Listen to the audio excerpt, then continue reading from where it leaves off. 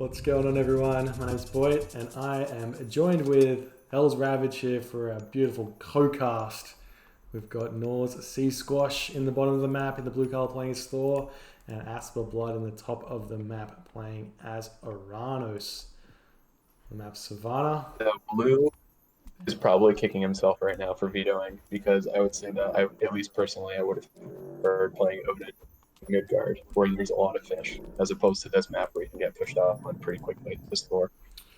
Yeah, exactly. Thor's one of those kind of bizarre Norse gods because he doesn't really do what the other gods can do. And you can't really spam Ulfsark.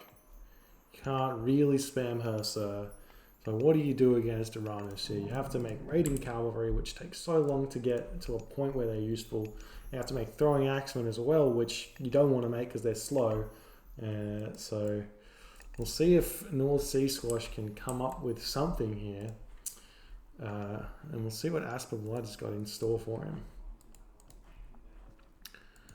One really strong unit combination that people don't tend to use anymore is raiding cavalry and Hall of Thane's Herser or Herser or whatever together. That way, have those like high tank, hit point arrows with the raiding cavalry, and then you can kind of transition into massing trolls later in Classic Age. A lot of people just automatically go for Valkyries here. Yeah. They're high in food, and you can't necessarily secure a second gold mine with raiding cavalry. Yeah, I'm not sure I even like the Valkyries. You wanna be saving your favor so you can make Frost Giant when you get to Skadi. And that is your game plan, is to get to Skadi. If you don't get to Skadi, you just lose. Unfortunately, so I like the Hall of Thane's idea as well. The other thing you can try, and it kind of works out similar with Thor and Odin, is you can go for the Ulfsark, but instead you obviously can't get the speedy Ulfsark. You can go for a Dwarven Armory and grab Pierce Armor and start that train. So that's the same cost as Lone Wanderer, which is 175. You can't dodge the arrows, but they're going to do a little bit less damage to you. So you may be able to sort of pseudo Odin it. Not sure how well it works. I haven't seen it done, but just theory crafting. And also, Thor gets the same hunt rate, I believe, as Odin. So Yeah. you're, in theory, at least getting the same amount of food. Spam. Yeah. Pig sticker is exactly the same bonus. I believe it's 10%. No, I tell a lie. It's 20% extra gather rate on the hunt, and I'm pretty sure Odin's the same. It's always been that. So just looking at the map, it actually looks like Thor got pretty unlucky here because I don't see his pack of giraffes, whereas AsperBlood is already at his pack, and the second hunt is pretty far away. So the way the map was spawned, it looks like the amount of food is equal for both players, but Thor has to walk a lot longer for his second hunt. Yeah, but the back elephant actually plays a huge role, and I mean, AsperBlood has to scout that out to be able to hit that. Like, he's not going to know there's going to be hunt there. Very rarely do you get like back hunt behind your town center on the map on Savannah. Just normally doesn't happen. So this is a kind of an unfamiliar map to me, seeing elephant this out of position. So he's going to have a lot of food to play with here, and probably not going to get pushed off it. This is one pet peeve of mine. I'm not sure if Blue did it because he was afraid he wasn't going to have enough food to advance, but he only made one ox cart for both wood and gold. And I see a lot of players doing that, and not only is that really inefficient, it's almost always going to back later to haunt you. Like every time I've ever done that in a game, I get raided on that, and I have to move all of my villagers away, or I'm just like losing resources constantly because of the bad drop off. Yeah. So you can look at the 3 dwarves that aren't mining efficiently, and that's roughly 3 gold a load off, and then all the gatherers aren't dropping just 3 wood a load off at the very minimum that they're not gathering. So by the time they've done like 3 drop-offs, it's not worth it. But Norse does fix it up with another ox cart, so hopefully you fix up everything else there and he's okay. But we are seeing raiding cavalry's they got a choice. Freya was the god for Norse. Obviously Prometheus for AsperBlood, and standard military barracks, counter barracks, Milo Terma shenanigans. The thing AsperBlood is Release forgot to do was to move his oracles to the side of Thor's base. He would have spotted the elephants and the back gold if he had moved his oracles to the side. At least for me, when I play Oranos, I like to move my oracles to each side of the base. That way I'm at least seeing if Thor's moved to the left or right. Because he's not, you're not, you're Oranos, you're not really, or if you're Thor, you're not really going to go to the middle of the map against Oranos, because that's basically just a death knell.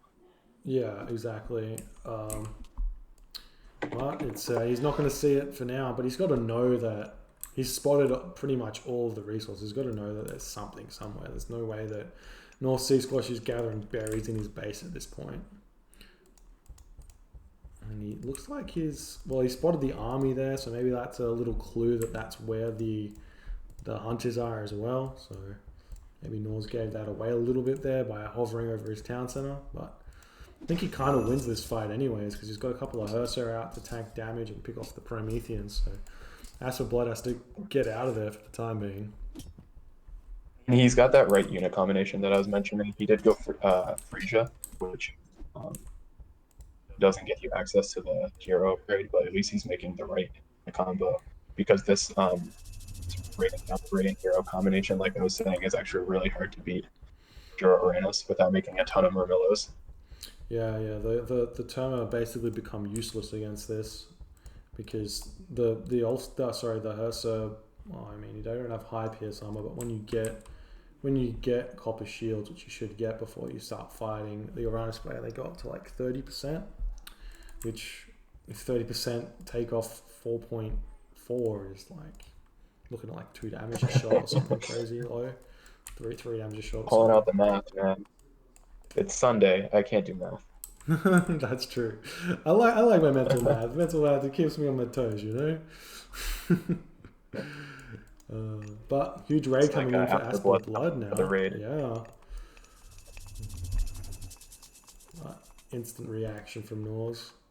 So very well played. Doesn't lose anything. Maybe even picking off a Murmillo. 1 HP. 1 HP Murmillo. I think that Blue is actually in a really good position right now because he kind of escaped the first few minutes without getting pushed off of Hunt or without anything really bad happening. It was really key in this matchup. Like, you can pretty much lose if you get a couple villagers lost or if you kind of like get pushed off Hunt immediately, but he had time to gather from his elephants, so now he can kind of just sit in his base with Husbandry and get max pop without really having to sacrifice units. Yep, and that is always the challenge for Norse is they're like 4 minute 30 to like 7 minute or 8 minute window of I am struggling. I can't do anything. It hurts, and then it's almost instantly it's like I'm invincible. Look at me go until it becomes I'm struggling. It hurts again when he has to do other things. But you're right. He's in a great position. Hasn't lost any units yet, and AsperBlood is kind of struggling to do damage, which does not bode well for the Oranos, because Oranos is supposed to be ahead in the game. If he's even, then he's behind.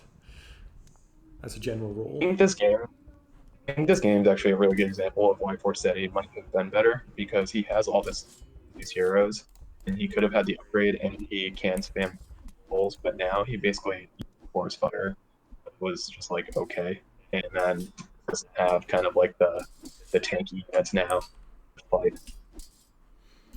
Yeah, exactly. I find the other thing with I don't know if it's actually just I don't know what the word is. I want to say confirmation bias, but it's probably not that. But whenever I play Norse, I feel like my raiding cavalry are paper thin until I get medium cavalry. Yeah. And then once I get medium cavalry, I feel like they're really, really strong. So I always try not to fight with these cav until I've got it. And I even cancel units out because it's just may as well get it, and then my cav just become absolute beasts. Right now, Blue has 6 villagers on wood. So he's trying to make farms, obviously, but he could have also been making trolls. Yeah, yeah. I mean, he's actually max pop, right? Yeah, he's at full pop, so it's not a bad thing. He just needs to like, I don't know. Yeah, he actually should be on those berries because he has 600 food. So he Oh, he actually has berries. would What is he doing? He could be heroic age now. exactly. Yeah. Feels bad. I wouldn't have even grabbed that second town center, but I guess it does kind of secure the back gold line as well. Just picked a pretty bad fight too. Yeah, all his raiding cavalry are on top of catapulties and Miller and Promethean. Oh, this was a toss. This was or at least that was a bad decision. Blue fighting that because he just basically that advantage that he worked up to in the first 10 minutes of the game just went bye-bye. Yeah, yeah.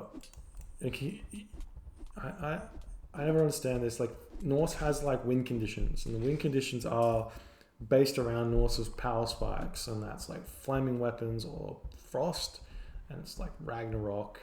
And then it's like there's like the late game end game power spike is if you can set up for and not be dead, you can like do some like side builds and shit. But I always see Norse players fighting in the classical age. I'm like, dude, just raid. You don't need to fight. You almost need to like forget your Norse, your Thor, and you need to like almost pretend like you're Egyptian because your power spikes come in at the same exact time. Yeah. They come in when you get heroic or when you're mythic, right when you hit rag.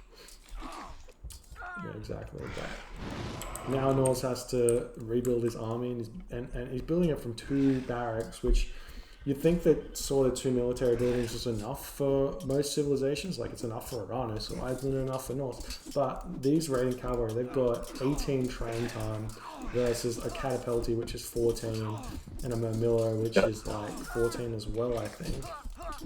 12 seconds. So they're just like the raiding cavalry just don't come out fast enough.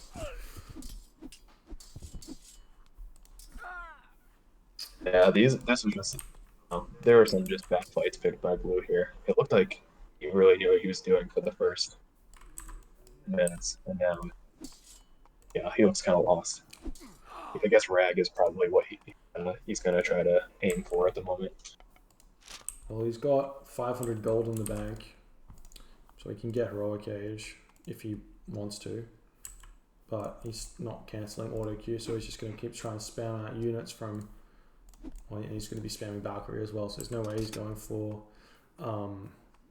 the heroic age here. I guess. And Red's gonna push right on that town center with Hyperion. Yeah, he's going Hyperion. Yeah. Building those two racks right outside of that gold line. Yeah, it's really smart getting those forward buildings as soon as you go into the heroic ages. Oranos getting more military buildings, so you can build Arcus and more Murmillo because they get really strong once you get heavy infantry. And not only that, Chaos comes in when he's building Valkyrie. It's like, Jesus, you just lose your Valkyrie. Yeah. Yeah, Blue's thinking, okay, I need to hit Ragnarok as soon as possible, and Red's thinking, how do I kill Blue before he even gets the chance? Yeah, that's it. Or even, how do I do enough damage to all of his villagers for long enough so that he can't? So if he does rag, I can at least deal with it. But there's the immediate chaos coming down. You can see how much damage it does. These Valkyries are so strong, and even with like 3 or 4 Hersar onto it. Lets the guy units do so much damage.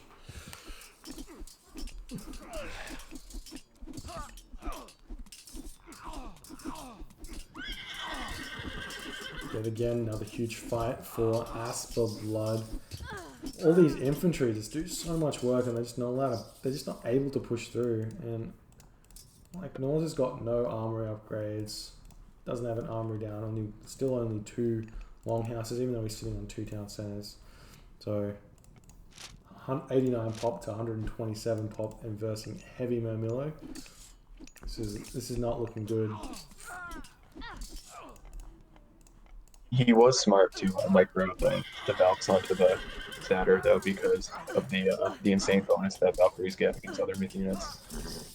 Yeah, yeah, exactly. If you can't pick off a myth unit with your heroes, and you see Norse tapping out, and the next best thing is with your myth units. So GG, well played by AsperBlood, managing to take this series 2-0. Feel like he got handed this game on a silver platter though. KnorrsSeaSquash had the chances, and yet another situation of the reason why people don't play Norse, or the reason why we see Norse have such low success in tournaments, in my opinion, is their real importance in understanding their civilization, and the fact that a mistake matters so much, and you just can't make mistakes as Norse, otherwise you get punished super hard, and that's just what happened here. One thing we kind of missed is there was a raid earlier in the game where Blue sent I don't know, let's say 10 raiders to Red's base, and he had trapped one or two of Red's Atlantean villagers outside of the manor.